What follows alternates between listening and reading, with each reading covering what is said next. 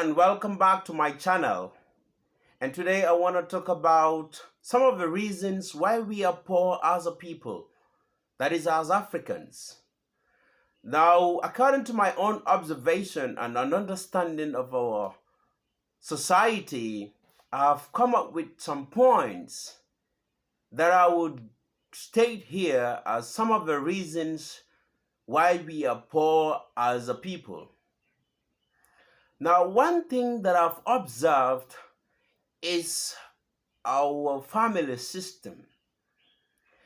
In Africa, the two major religions are Islam and Christianity, and both religions encourage people to bear children as a way of blessing.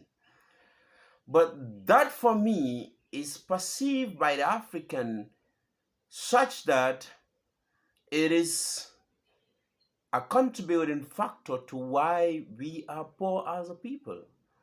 Because an African man who earns none less than $5,000 is responsible of almost 3 wives and 15 children, because the imagination is each wife would bear at least 5 children, which is going to make it a total of 15 children.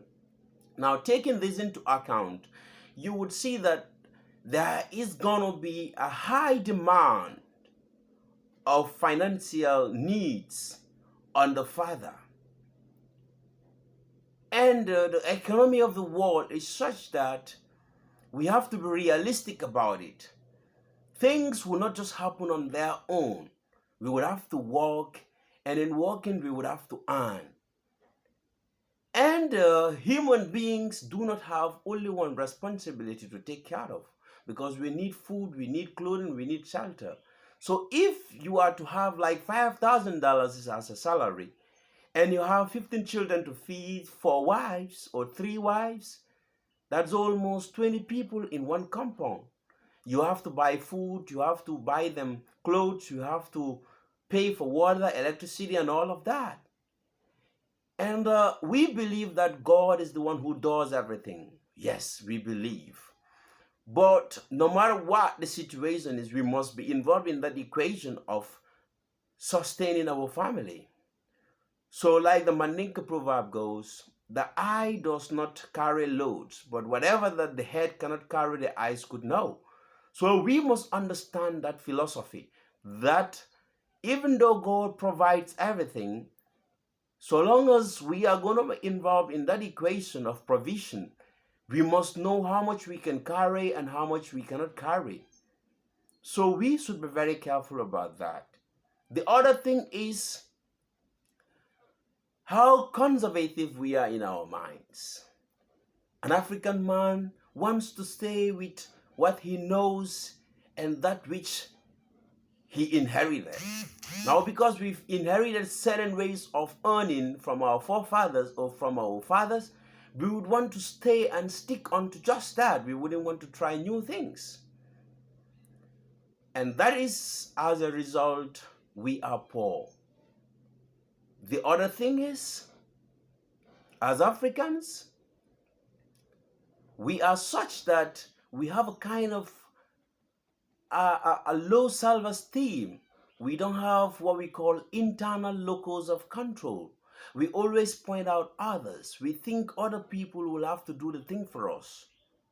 That is why most of the time we will keep saying, okay, they took our raw materials, they've went with it, and all of that. We're trying to blame others and not looking at ourselves in the equation.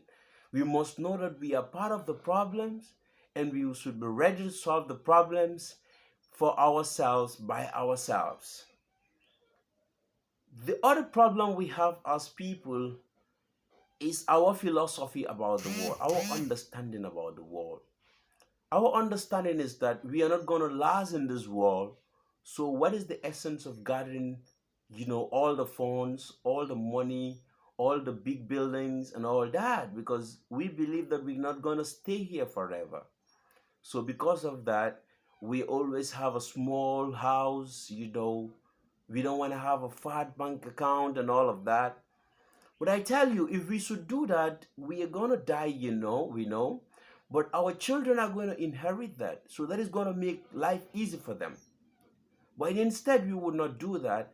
We would even be like thinking, okay, because I don't have anything in this life, my children are going to grow up and have all the money, then help me. No, you are supposed to save enough for your children. But how are you going to do that if you have 20 children? It's going to be challenging. So I know this is going to be very controversial based on our belief systems and all that. But I tell you, people that are having small families most of the time finds it very easy to feed those children or such a family, and they save enough for these children and they give them the best education. But this is something that is arguable, you know, and this is a very controversial topic, I know. But I tell you, we must always take responsibilities that we can carry on with. Don't just rely on the belief that God is gonna, do everything. So that is it. No. We have to be realistic about our world. We need to identify what is real, what is belief, what is just a mythology. We have to understand all of this. Sometimes you will see somebody will come to you and tell you, hello, you've not get married still? Don't you know if you get married, that is going to increase your source of earning wealth? No, it doesn't happen like that. So we have to change our mindset. Thank you. I hope this helped.